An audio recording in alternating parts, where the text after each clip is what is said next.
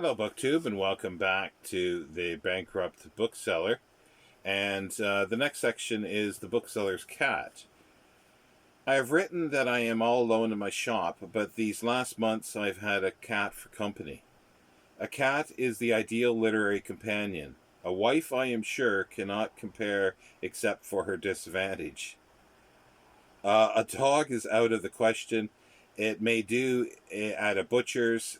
It would be out of place at a bookseller's. A cat for a bookseller is a different creature temperamentally from the same animal at the fishmonger's or a baker's. In these shops, the cat is a useful animal. I suppose it is employed to eat fish entrails or to keep down the rats and mice, but in my shop its function is of a familiar. It is at once decorative, contemplative, philosophical, and it begets in me great calm and contentment. My cat has discrimination. On Sundays, it is hardly be believed she lies on a large old-fashioned family Bible. This Bible I bought most uncommercially from a woman who had it bequeathed to her. She was no scoffer at sacred things, or one of those who undervalue the Holy Writ.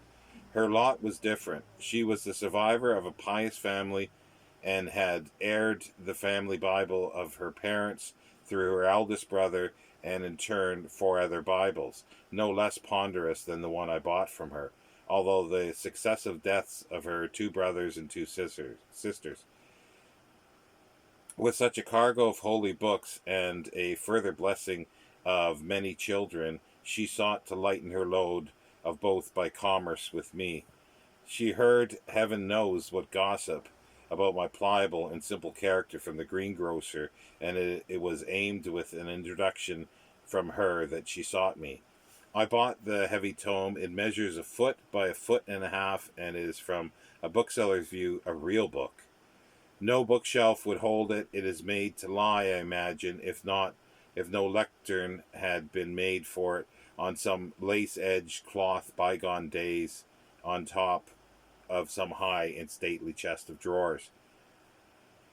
The Bible is described on the title page as the Practical and Devotional Family Bible, and it is of Scottish origin. The date is Roman figures 1858, and it was printed by William Collins and Company and sold by William Collins, South Hanover Street, Glasgow. It contains the Old and New Testaments according to the authorized version, with the marginal readings and original and selected parallel references, printed at length, and the commentaries of Henry and Scott condensed by Reverend John McFarlane, LLD, Glasgow. That is a digression, but I went to my front shop and brought the book that I bought, that I might, let me start that again. That is a digression, but I went to my front shop and brought the book that I might write down its proper description. This Bible lies on top of a fixture of small shelves nearest my west window, and it catches the sun. This fact and the softness of the leather binding may have led the cat to choose it for a resting place. I do not know. But anyway, on many a Sunday, entering my shop in the afternoon to see that all is right, really because I can't leave the blessed place a whole day unvisited, I find my cat curled up on top of this noble book. I am not claiming that my cat is a pious cat. However, though I am perhaps as serious a devotee of its species as the ordinary Egyptians were reputed to be, I admire the cat for its independence. It has no slavish faithfulness like a dog. It does not fawn. The nearest approach to a manifestation of affection that my cat attains is to rub itself against my legs when I come into with a purchase of liver. I love its languorous grace, then, like a seductive, alluring wiles of some wondrously beautiful, entirely selfish woman that I can imagine but will never know. I can believe that cats were in Egypt considered sacred animals. I read that they were held to be under the special protection of Pasht, a great goddess, and then again they were held to be servants of Diana. They behave today certainly as if they owe no allegiance to mortal master or mistress, but either they already pledge their souls away or hold them aloof from all earthly entanglements. I have few books on cats, I find. The reference books tell how hated cats were in the Middle Ages and how their association with old women who were believed to be witches brought many a horrible deaths. Indeed, it was part of some medieval progression to imprison a number of cats in a wicker cage and slowly roast the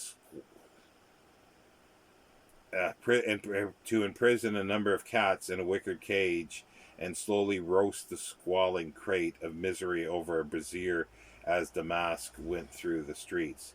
Well, may my cat with these race memories, find peace in our time reclining on the sacred book. Whoa. There is an excellent book which I got once, especially for a customer on the cat.